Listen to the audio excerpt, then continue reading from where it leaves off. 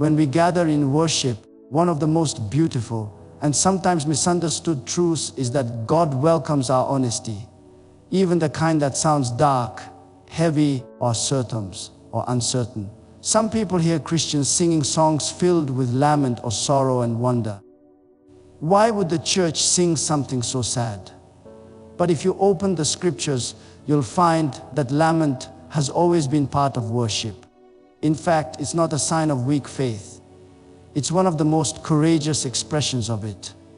When I read the Psalms, I see a people who were not afraid to bring their tears before God. Psalm 13 opens with David crying out, "How long, O Lord, will you forget me forever?" That's not cheerful music. It's the song of a soul that feels abandoned. Yet it's right there in the Bible, preserved as part of Israel's worship. That means God Himself invites us to sing in our sorrow, to turn our pain into prayer. The same David who danced before the Lord also wept before Him. The same heart that sang, "The Lord is my shepherd," also said, "My God, why have you forsaken me?" In today's church, we've often been taught that faith means smiling through everything, pretending we're fine even when our hearts are breaking. But that's not real faith, that's performance. Faith doesn't deny pain, it brings pain into the presence of God. And that's what these so-called dark lyrics are doing. They are teaching the church to be honest again, to rediscover the language of lament. When we sing of our fears, our doubts, or our grief, we're not glorifying sadness, we're glorifying the God who listens. We're saying, "Even in my darkness, I will reach for you." That's a powerful declaration.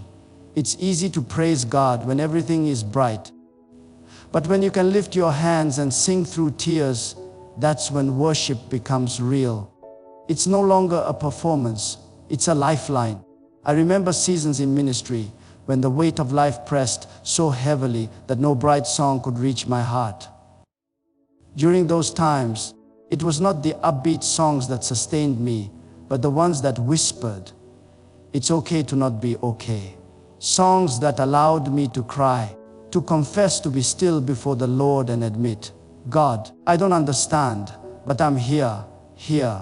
Those moments shaped my spirit more deeply than any sermon or celebration could. Because it's in lament that the presence of God becomes personal. We sometimes forget that the Bible's songbook, 150 Psalms, has more laments than praises, more cries of pain than declarations of triumph. That should tell us something about the human experience and how God wants us to relate to Him. He's not threatened by our honesty. He doesn't turn away when we sing of fear, loss, or confusion. He leans in. The heart of God is drawn to the cry of His people. So when modern worship includes darker tones or lyrics that sound like struggle, it's not a sign that the church has lost its joy. It's a sign that the church is maturing. We are learning to worship not only on the mountain but also in the valley. And when a congregation sings together about pain, something sacred happens. We stop pretending, we start connecting. We remind one another that faith is not a denial of suffering, but a declaration that God is still worthy in the midst of it. Maybe that's why these songs are rising again in our time. The world is weary, the church is tired of pretending, and people are longing for real connection with God. Lament brings us there. It strips away the mask and makes room for grace. It tells the truth that life is not always light, but God's light still shines in the darkness. And perhaps there are certain that when the church dares to sing in the dark, that's when heaven listens most closely. There's a growing hunger among Christians today for something deeper than surface level faith. Many believers are tired of songs that only speak of joy, triumph, and victory, while avoiding the valleys we all walk through. The truth is, life is not always lived in the sunlight. Sometimes we walk through shadowed paths where the air feels heavy and prayers seem unanswered. And yet, for years, the modern church has often tried to paint over pain with cheerful melodies and polished smiles. But God never asked us to pretend. He asked us to trust Him. And real trust can only exist where there's honesty. When people say the worship songs of today are becoming darker, more reflective, or even somber, I see it as a sign that the Spirit is stirring something honest in the body of Christ. We are moving away from shallow positivity, away from the idea that faith is about staying upbeat no matter what. God is not impressed by our forced smiles. He is moved by our truth. The same God who rejoices with us in the good times also sits with us in the dark nights of the soul. If we only sing about victory, we risk losing touch with the side of faith that walks through the wilderness. Faith without honesty becomes performance. It's like a tree with painted leaves but no roots. It may look beautiful, but it cannot stand when the storm comes. That's why so many believers feel disconnected when every song in church tells them they should be happy, when deep inside they are not. They lift their hands, but their hearts ache. They sing of joy, but they feel unseen. What's happening now is that God is giving us songs that speak the truth. Songs that make room for tears, questions, and silence. These songs do not pull us away from God. They draw us closer. When the church learns to sing about struggle, something powerful happens. The walls come down, the masks come off. People start to breathe again because they realize they're not alone. They hear a lyric that says, "I'm still waiting," or "I don't understand." And suddenly their pain has a place at the table of worship. That is what real community feels like. That is what the cross teaches us. That God meets us not in our perfection, but in our brokenness. You see, shallow positivity can keep us from experiencing the depth of God's love. It teaches us to chase emotional highs instead of spiritual truth. It says, you must always feel strong. When the gospel says, "My grace is sufficient for you, for my power is made perfect in weakness." The darker songs, the honest ones, remind us that weakness is not failure. It's an invitation. It's the doorway through which grace walks in. When people stand in church and sing words that acknowledge both pain and faith, it forms something deeper inside them. It teaches endurance. It builds compassion. It reminds us that worship is not about escaping life's realities, but about bringing every part of life before God. We don't need to sing to forget our pain. We sing to find God within it. And isn't that the heart of the gospel? Jesus didn't come to paint smiles on suffering faces. He came to enter our suffering, to redeem it from within. The songs that some call dark are really songs that make room for resurrection. You cannot sing of new life unless you first walked through death. You cannot shout for joy unless you've known the silence of despair. So as the church begins to sing with more honesty, we shouldn't be afraid. We should be grateful. It means we are growing. It means we are trusting God enough to bring Him not only our praise but also our pain. Because when we stop pretending, when we allow truth to flow through our worship, that's when light becomes real. And sometimes the most powerful praise is the one whispered through tears. At the very center of our faith stands the cross, a symbol that holds both unimaginable darkness and unshakable hope. When Christians sing lyrics that sound heavy, painful, or even sorrowful, they are not moving away from the gospel. They are moving toward it. Because the story of salvation is not painted only in bright colors. It passes through the deepest night before the dawn ever breaks. The cross reminds us that redemption was born in darkness. Before resurrection came crucifixion. Before the shout of victory came the cry, my God, why have you forsaken me?" That cry is not just an ancient echo. It's the heartbeat of our human experience. Every believer, at some point, walks through moments that feel like Good Friday silent heavens, unanswered prayers, and the weight of suffering pressing on the soul. When the church sings about pain or loss, we are not being negative.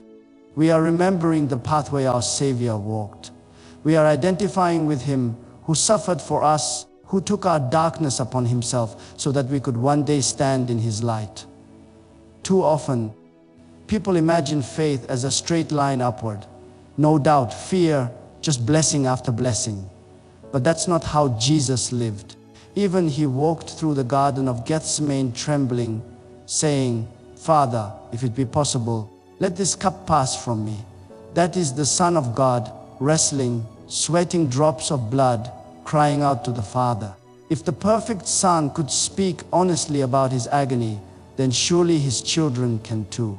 When we sing songs that enter the dark spaces of the human heart, we are not dishonoring God. We are joining Jesus in Gethsemane, learning to trust the Father even when we don't understand the cup we're being asked to drink. The cross teaches us something that victory songs alone cannot, that God is not absent in suffering, he is present in it. He meets us not only in our halijas, but also in our heartbreaks. Sometimes we find him most clearly when the light has gone out and all that remains is the whisper, "It is finished." In that moment of surrender, heaven was working its greatest miracle. Out of that darkness came salvation for the world. So when the church lifts its voice to sing about pain, about brokenness, about feeling forsaken, we are echoing the language of the cross. We are proclaiming a faith does not collapse under sorrow but finds strength within it. The darker the lyric, the more it points to the depth of God's redemption. Because if Christ can turn crucifixion into resurrection, then surely he can turn our mourning into praise. When we sing of our suffering, we are not celebrating the darkness itself. We are declaring that darkness doesn't win. We are saying that even in the shadow of death, there is a presence that holds us. The more we reflect on the cross, the more we understand that real hope isn't built on denial. It's built on endurance. It's the kind of hope that keeps believing when the tomb is still sealed, when the miracle hasn't yet come. And this is where our songs become more than melodies. They become testimonies. Every lyric of struggle becomes a sermon about the God who redeems. Every line of lament becomes an act of faith that says, "Even here, even now, I will trust you." The early church understood this. They didn't sing because everything was easy. They sang because they knew the end of the story. The cross may hold Friday's sorrow, but it always leads to Sunday's joy. So yes, some of the songs we sing in church today may sound dark, but they are not hopeless. They carry within them the same mystery. The cross carries the truth that even in the darkest hour, God is still writing resurrection into the story. And that is why, even through tears, we keep singing. When we talk about songs of darkness or lament in the church, we must understand that they are not just emotional expressions. They are spiritual training grounds. God uses our pain, our silence, and even our sorrow to shape something within us that cannot be formed in comfort. Spiritual formation doesn't happen when everything is easy. It happens when everything inside us wants to give up, but we still choose to lift our hearts in worship. When we sing through suffering, we are not only expressing what we feel, we are becoming who God is calling us to be. There is a kind of maturity that only suffering can teach. It's the maturity that comes when you can't see what God is doing, but you still trust that He's good. When the lyrics of a song say, "Even when I don't see it, you're working," that's not just a poetic line. It's a declaration of perseverance. Those moments in worship, when we are honest about our pain, but still open our mouths to sing, are the moments heaven leans close. Because the song of faith sung in the dark carries more weight than 1,000 shouts of praise sung in the light. In every generation, God allows His people to walk through seasons of testing, not to break them, but to strengthen them. When we look at the life of Job, we see a man who lost everything, yet his cry was not one of rebellion, but of reverence. "Though he slay me, yet will I trust him." That kind of worship doesn't come from the mountain, it's born in the valley. And this is why the church must never be afraid to sing about struggle. When we give voice to our pain before God, it becomes a sacred place of transformation. Our worship is meant to form us into the likeness of Christ, and that means learning to endure as He did. Jesus was called a man of sorrows, acquainted with grief. Yet His heart was always fixed on the Father's will. When we sing through tears, when we worship through confusion, we are walking in His footsteps. We are being shaped into people who love God, not just for what He gives, but for who He is. That's the kind of faith that cannot be shaken. These darker, more reflective songs teach us patience. They teach us empathy. There are certain songs, when you've sung about your own pain, you begin to understand the pain of others. The church that learns to lament becomes a church that can truly love, because out of that shared experience of suffering comes compassion. There are certain humility and unity. It's hard to judge someone when you've been broken yourself. Psalms, it's hard to be proud when you've had to depend on grace. And I believe that's what God is doing in the church today. He's bringing us back to the place where worship isn't about performance or emotion or just feeling good. He's calling us to the kind of worship that purifies the heart. Songs that wrestle with sorrow are not a sign of weak faith. They are a furnace that refines strong faith. They strip away everything false and leave us standing before God in truth. When we stand in a congregation and sing words that mirror our pain, we are practicing endurance. We are learning to trust without answers, to believe without sight, to hope without proof. And every time we do, our faith deepens. The roots go down further. The heart grows stronger. Worship becomes more than a song. It becomes a way of surviving, a way of staying close to God when the night feels long. And so, when the church sings through suffering, it is not a song of defeat. It is the sound of faith being formed in the fire. Something powerful is happening in the way the church is expressing worship today. If you listen closely to what many believers are singing, you can sense a shift, a move toward lyrics that sound raw, vulnerable, and even dark. Some people worry about this, but I see it as a reflection of our time and an opportunity for the gospel to speak in a new and deeper way. We live in a world that is crying out for honesty. People are tired of polished performances and shallow words. They want something real. And that's why, even in worship, the tone is changing. The world is wounded, and the church is learning to sing from its wounds. The younger generation, especially, is searching for truth that feels authentic. They've grown up surrounded by filters, noise, and false promises of happiness. They're not afraid of questions. They just want someone to stop pretending and start being honest. When they hear songs that express doubt, pain, or brokenness, they don't hear weakness. They hear humanity. They hear a reflection of their own hearts. And in that moment, faith becomes believable again. Because the gospel was never meant to hide behind perfection. It was meant to enter into imperfection and bring redemption from within. Art has always been a mirror of the soul. Throughout history, when societies have struggled, their songs have grown deeper. The blues came out of oppression. Spirituals were born in suffering. True art doesn't avoid darkness. It transforms it into beauty. And the same is happening in worship today.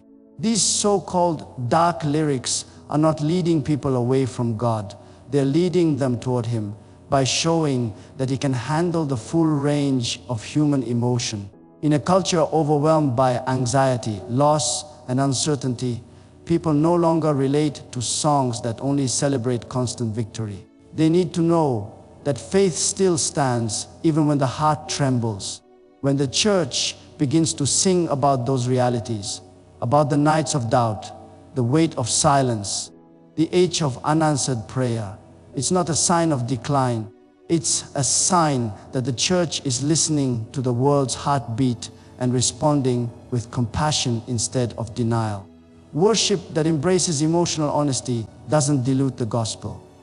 It deepens it. It reminds the world that Christianity is not an escape from pain, but a meeting with God in the midst of it. It says to every weary heart, you don't have to fake your joy here. You can bring your whole story before God. That is powerful evangelism because it connects truth to experience. It's the same reason Jesus drew crowds. He didn't speak to perfect people. He spoke to broken ones. He didn't sing songs of denial. He spoke words of life that could only be understood by those who had suffered. The church is rediscovering that honesty is not unholy. It's sacred. When songwriters and worship leaders dare to put their real emotions into words, they invite others to step into that same freedom. And when the congregation sings those words together, a kind of healing happens. The masks fall off, the walls come down, and people realize they're not alone in their struggle. Worship becomes a space where truth and grace embrace each other. The beauty of this cultural and artistic honesty is that it gives the gospel a voice in the modern world. It tells the skeptic, we know what pain feels like, but we found hope inside it. It tells the believer, you can question, you can cry, and you can still worship. This is not weakness, it's witness. It's the church standing in the middle of a hurting world and saying, we understand and we still believe. So when Christians sing these darker songs in church, certain psalms, it's not a loss of faith. It's the sound of faith growing deeper roots in the soil of reality. When people first hear worship songs that sound dark or sorrowful, they sometimes assume they are hopeless. But if you really listen closely, you'll find something hidden within those words, hope. Not the loud, triumphant kind that shouts from the mountaintop, but the quiet kind that whispers in the valley. A certain psalms, the kind of hope that doesn't deny the darkness, but chooses to believe in the light even when it can't yet be seen. This is the kind of hope that keeps a believer standing when everything else falls apart. In every generation, God has taught his people to find him in the shadows. Think about it. He met Elijah in a cave, Moses on the backside of the desert, and Paul in a prison cell. God doesn't only dwell in the glory of the temple. He walks with us in the depths of our despair. And when we sing songs that speak from that place of pain, we are not just expressing our emotions. We are practicing faith. Because true faith isn't proven by how loud we can shout in victory, but by how faithfully we can whisper, I still believe, in the silence. The darker the night, the more clearly we begin to see the stars. And it's often the same with our walk with God. When life is easy, we may sing out of habit, but when life breaks us, we sing out of need. We cling to every word, every note, every truth. Worship becomes more than music. It becomes survival. And in those moments, when we lift our voices through tears, heaven hears something deeper than sound. It hears surrender. It hears trust that says, God, I can't see you right now, but I know you are here. The beauty of songs that carry both sorrow and hope is that they mirror the pattern of the gospel itself. The story of Jesus was not one of constant brightness. It passed through betrayal, suffering, and death before resurrection ever came. There are certain psalms, that's why the church can never be afraid of darkness. It is the backdrop against which God paints redemption. Every lyric that acknowledges pain becomes a canvas where grace begins to shine. Every tear that falls becomes a testimony waiting to be told. When believers gather to sing songs of lament and longing, something sacred happens in the atmosphere. It's as if the whole congregation is saying together, we have seen the darkness, but we still believe in the light. That kind of worship carries authority because it's born out of reality. It doesn't need everything to be fixed to proclaim that God is faithful. It simply trusts that even in the darkest hour, His promises still stand. I've seen people sing through grief, through sickness, through unanswered prayers. And somehow, by the end of the song, peace settles over them. The circumstances haven't changed, but their hearts have. That's the mystery of worship in the dark. It doesn't remove the storm, it anchors us in the middle of it. It's there, in that tension, where hope grows strongest. When the world hears these songs, they may not understand at first. They might say, "Why are Christians singing about sorrow?" But what they're really hearing is courage. They are hearing the sound of people who have faced pain and still choose praise. Psalms, because hope is not the absence of pain. It's the presence of God in the middle of it. And that's the secret of these darker songs. They're not about despair at all. They're about discovering light that refuses to go out. They're about finding God not just when the sun is shining, but when the night is long and silent. They remind us that no matter how deep the valley, the shepherd still walks beside us, guiding us toward morning. And sometimes it's in the darkest worship that the brightest hope begins to sing.